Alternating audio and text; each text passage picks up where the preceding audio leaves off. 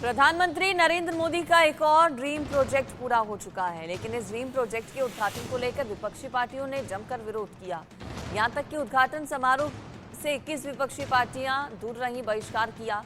इतना ही नहीं, जिस संसद को लोकतंत्र का मंदिर कहते हैं, उस संसद की ताबूत से तुलना की गई। ये कहां तक ठीक है? आखिरकार विरोध करते वक्त कुछ भी क्यों कह दिया जाता है?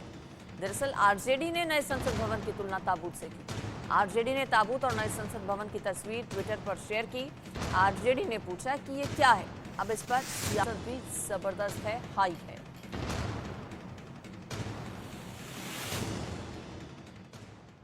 राष्ट्रीय जनता दल के द्वारा जो ये ट्वीट कर फोटो दिखाया गया है और पूछा गया है ये क्या है, इसका मतलब है कि जिस तरह से केंद्र में आदरणीय मोदी जी की सरकार इतिहास को दफन करने में लगी हुई है, इतिहास को बदलने का काम हो रहा है, इतिहास मिटाने का प्रयास किया जा रहा है, इसी को लेकर के इस तरह की तस्वीरें सांकेतिक रूप से दिखाई गई है और पूछा गया है क्या लोकतंत्र के मंदिर में सिर्फ भाजपाइयों का अधिकार है? लोकतंत्र के मंदिर का भगवाकरण होगा? लोकतंत्र के मंदिर में विपक्ष की कोई अहमियत नहीं होगी?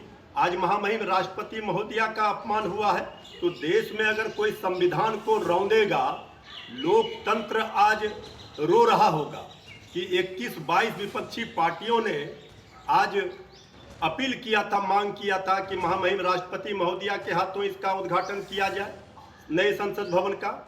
लेकिन विपक्ष की मांगों को, उनकी बातों को अनसुनी करके मनमानी और हिटलरशाही तानाशाही रवैया अपनाकर आज जो किया गया, ये संविधान और लोकतंत्र के लिए उचित नहीं है, दुर्भाग्यपूर्ण है।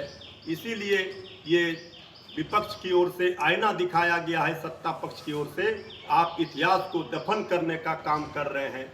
ये किसी कीमत पर इस देश को मंजूर नहीं हो सकता है। नए संसद भवन को लेकर आरजेडी की तरफ से एक ट्वीट किया गया है। इस पर बात करने के लिए हमारे साथ आरजेडी के मुख्य प्रवक्ता शक्ति सिंह यादव हैं। आपकी पार्टी ने एक ट्वीट किया है जिसमें कि नए संसद भवन को ताबूत से तुलना की गई है। देखिए,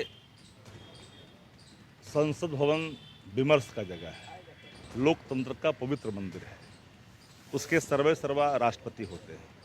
राष्ट्रपति महोदया को नहीं बुलाना कार्यक्रमों में, ये राष्ट्र का अपमान है, लोकतंत्र का अपमान है, संविधान का अपमान है। भारतीय जनता पार्टी संविधान बदलना चाहती है, इतिहास नया गढ़ना चाहती है, इतिहास के साथ छेड़छाड़ करना चाहती है। इसलिए मैं तो साफ कहता हूँ कि लोकतंत्र का ताबूतीकरण देश स्वीकार नहीं करेगा। आत्ममुक्ता की इस दहलीज पे खड़े होकर के देश के प्रधानमंत्री अपने आप को जिस तरह से महिमा मंडित करने की कोशिश की है, उसको देश की जनता स्वीकार नहीं करेगी।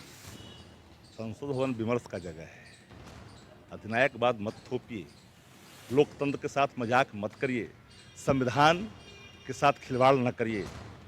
और राष्ट्रपति का पद सर्वोपरि है, गरिमा का पद है, संवैधानिक पद है, उसके साथ भी खिलवाड़ मत करिए। लेकिन इसलिए दलित थे, वहाँ भी नहीं बुलाए, तो दोनों भाव तो साफ है ना। आपका मतलब कार्यक्रम का देश का कल्याण के लिए नहीं है, इवेंट बनाते हैं और सारी चीज़ों को ताक पर रखते हैं, तिलांजलि देते हैं। तो देश इस आपके तिलांजलि देने से देश आपके इन नीतियों को कहीं से स्वीकार नहीं करेगी। 2024 में अगर आपकी पार्टी जीतती है तो क्या नए संसद भवन में जाएंगे? सवाल संसद भवन में तो जीत के जाते हैं, जो भी करते हैं, विमर्श का जगह तो जाएंगे ही ना। तो नए संसद भवन में सवाल नए और पुराने का क्या, सवाल तो साफ ही है ना। जो विमर्श का जगह वहाँ लोग जाएंगे। ये थे शक्ति सिंह यादव, आरजेडी के मुख्य प्रवक्ता, जिनका कहना था कि लोकतंत्र का जो है ताबूतीकरण बीजेपी कर रही है। कैमरा प्रभात के साथ शक्ति इंडिया न्यूज़, पटना। संसद के नए भवन की तुलना ताबूत से की है। अभी रुकिए रुकिए संसद के नए भवन की तुलना ताबूत से की है। अभी रुकिए।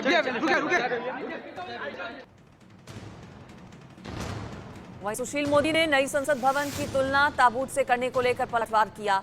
उन्होंने कहा कि आरजेडी ने अपने ट्विटर हैंडल पर एक और नए संसद भवन का चित्र और दूसरी ओर मृतक को रखने वाले बक्से यानी कि ताबूत का चित्र डाला है। पहला चित्र भारत का भविष्य है और दूसरा चित्र आरजेडी का भविष्य।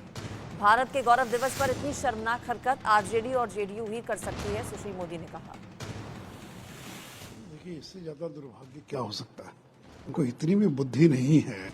अरे ये नया संसद भवन जो बना है, ये जनता के पैसे से बना है और इसमें सभी दलों के लोग, भले आज उन्होंने बहिष्कार किया हो, लेकिन कल सदन की कार्रवाई तो वही चलने वाली है।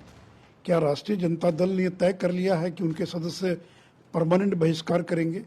क्या वो लोकसभा की सदस्यता से इस्तीफा देंगे, राज्यसभा की सदस्यता से इस्तीफा देंगे? और फिर कॉफिन का चित्र दिखाना, इससे ज़्यादा अपमान लोकतंत्र का क्या हो सकता है? एक राजनीतिक दल इतनी घटिया मानसिकता पर उतर आए। एक शुभ दिन जो देश के गौरव का दिन है, एक नया संसद भवन पूरे देश को समर्पित किया जा रहा है और उसकी तुलना एक मृत व्यक्ति को जिस बक्से में रखा जाता है, जो कॉफिन जिसको कहा जाता है, उसका चित्र उन्होंने आज ट्वीट किया है। ऐसे लोगों पर तो देशद्रोह का मुकदमा दर्ज किया जाना चाहिए, जिनको इतनी भी समझ नहीं है कि देश की नई संसद और दूसरी ओर कॉफिन का चित्र, इससे ज़्यादा अपमान लोकतंत्र का और कुछ नहीं हो सकता। आप सांसद संजय सिंह ने कहा है कि बीजेपी की मानसिकता ठीक नहीं है। बीजेपी आज भी दलितों और आदिवासियों को अछूत मानती है। उद्घाटन सत्र में विपक्षी सांसदों ने पहले ही उसका बहिष्कार किया था और आज भी जब प्रधानमंत्री वहां पूजा अर्चना कर रहे थे तब भी विपक्षी सांसद नहीं गए। और इस पूरे मुद्दे पे बातचीत करने के लिए हमारे साथ आम आदमी पार्टी के राज्यसभा सांसद संजय सिंह हैं। सर, आप लोग लगातार बुलावा आता रहा कि आप लोग जाएं, लेकिन आप लोग नहीं गए। आज भी प्रधानमंत्री ने जिक्र किया था कि विपक्षी सांसदों को आना चाहिए था। देखिए, ऐसा है कि प्रधानमंत्री और उनकी पार्टी की मानसिकता है कि वो समाज के दलित, पिछड़ा, आदिवासी, जो समाज के वंचित वर्ग के लोग हैं, उनको वो अछूत मानते हैं। और इसका मैं उदाहरण आपको दे रहा हूँ। जब प्रभु श्री राम के मंदिर का शिलान्यास हुआ, उस समय मुख्यमंत्री उत्तर प्रदेश गए, राज्यपाल उत्तर प्रदेश गई, भारत के प्रधानमंत्री गए, भारत के राष्ट्रपति नहीं गए। क्यों नहीं गए भाई? आपने क्यों नहीं बुलाया? क्योंकि आज भी ये मानती है बीजेपी कि समाज के दलित और आदिवासी लोग अछूत हैं, किसी शुभ कार्य में उनको शामिल नहीं करना चाहिए। दूसरी बात, जब नई संसद का शिलान्यास हुआ, उस समय आपने तत्कालीन राष्ट्रपति श्री रामनाथ कोविंद जी को नहीं बुलाया। तीसरी बात, जब उद्घाटन का मौका आया तो आप महामहिम राष्ट्रपति श्रीमती द्रौपदी मुर्मू जी को नहीं बुला रहे हैं। तो ये आदिवासी समाज का, दलित समाज का, भारत के राष्ट्रपति का घोर अपमान है और इसी के कारण आम आदमी पार्टी ने इसका बहिष्कार किया है। नंबर 1, जब भारत के संविधान की धारा 79 कह रही है कि संसद का मतलब राष्ट्रपति, लोकसभा और राज्यसभा, शुरुआत ही राष्ट्रपति से हो रही है, तो आप राष्ट्रपति को क्यों नहीं बुला रहे हैं? चलिए, शुक्रिया बात करने के लिए। तो ये तो संजय सिंह, उनका साफ कहना है कि राष्ट्रपति द्रौपदी जो मुर्मू हैं, उन्हें जानबूझकर बीजेपी नहीं बुला रही क्योंकि वो नहीं चाहती कि कोई दलित संसद भवन का उद्घाटन करे। प्रोजेक्ट प्रमोद दास के साथ नवीन निशांत, इंडिया न्यूज। आज नवनिर्मित संसद माननीय देश के प्रधानमंत्री नरेंद्र मोदी जी द्वारा उद्घाटन था और दूसरी तरफ राष्ट्रीय जनता दल के ट्विटर से एक तरफ ताबूत तो दूसरी तरफ संसद को दर्शाया गया था। यानी संसद की तुलना, जो नया संसद है उसकी तुलना ताबूत से किया गया था। ये बहुत ही अपमानजनक है। मैं चाहता हूं कि ऐसे पार्टियों पे संसद की अवमानना का केस चलाई जाए और मुख्य निर्वाचन आयुक्त से मेरी आग्रह है कि ऐसे राजनीतिक पार्टियों को इस देश में रहने का कोई अधिकार नहीं, जो संसद का अपमान करे, जो लोकतंत्र के मंदिर का अपमान करे। आज जब पूरे देश दुनिया के भारतीय हिंदुस्तानी प्रसन्नता से उत्सव मना रहे हैं लोकतंत्र के मंदिर बनने का, उस समय नकारात्मक सोच वाले विपक्षी इस तरह की हरकत कर रहे हैं, तो ऐसे लोगों को एक राजनीतिक पार्टी के रूप में मान्यता का कोई अधिकार नहीं है। प्रधानमंत्री मोदी ने नए संसद का उद्घाटन कर दिया है। इसके साथ ही बीजेपी इलेक्शन मोड में भी आ गई है।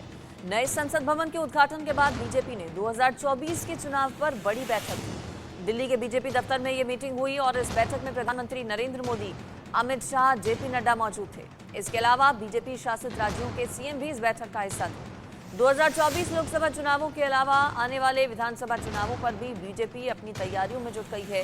राजस्थान, मध्य प्रदेश जैसे राज्यों में बीजेपी के लिए अच्छा प्रदर्शन करना चुनौती से कम नहीं। खासतौर पर कर्नाटक में हार के बाद बीजेपी अपनी रणनीति पर विचार कर रही है।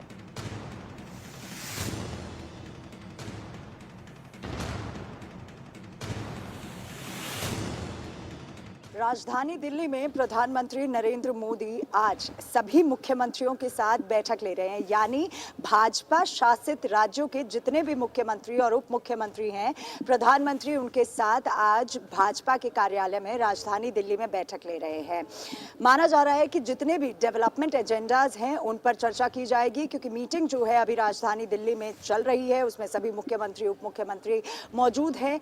जिन राज्यों में भाजपा की अलायंस की सरकार है वहां के उप मुख्यमंत्री मौजूद हैं, और बाकी सभी राज्यों में जहां पर भाजपा की सरकार है वहां के मुख्यमंत्री आज यहां मौजूद हैं। आज का दिन ऐतिहासिक है, जहां एक तरफ न्यू पार्लियामेंट बिल्डिंग का इनॉग्रेशन होता है, वहीं दूसरी तरफ 2024 का बिगुल भी राजधानी दिल्ली में देखने को मिलता है। यानी 2024 का बिगुल राजधानी दिल्ली में बज चुका है, क्योंकि सभी भाजपा शासित राज्यों के मुख्यमंत्री आज राजधानी दिल्ली में मौजूद हैं, प्रधानमंत्री के साथ मीटिंग कर रहे हैं। जितने भी डेवलपमेंट स्टेट्स में हुए हैं उन पर चर्चा होगी, क्या क्या स्कीम राज्य सरकारों की हैं उन पर चर्चा होगी, और साथ ही साथ 9 साल भाजपा के पूरे होने वाले हैं, उनको लेकर भी चर्चा होगी कि किस तरीके से लोगों तक स्कीम्स जो हैं भाजपा की पहुंचाई जा सके, और साथ ही साथ 9 साल में क्या क्या भाजपा ने किया है उस पर भी मोहर लगाई जाएगी, लोगों तक उस काम को पहुंचाया जाएगा। तो सभी को एक ब्रीफिंग दी जा रही है, लेकिन सबसे अहम बात है कि किस तरीके से 2024 के लिए स्ट्रैटेजी प्रिपेयर करनी है, स्टेट में क्या क्या डेवलपमेंट हुआ है, स्कीम्स क्या है राज्यों में, और केंद्र में अगर बात करते हैं कोई स्कीम है जिससे फायदा राज्य को मिल सकता है तो उसको भी किस तरीके से इम्प्लीमेंट करना है, ये तमाम बातें आज इस मीटिंग में डिस्कस की जाएंगी। तो कहना गलत नहीं होगा कि 2024 का बिगुल राजधानी दिल्ली से भाजपा का बज चुका है।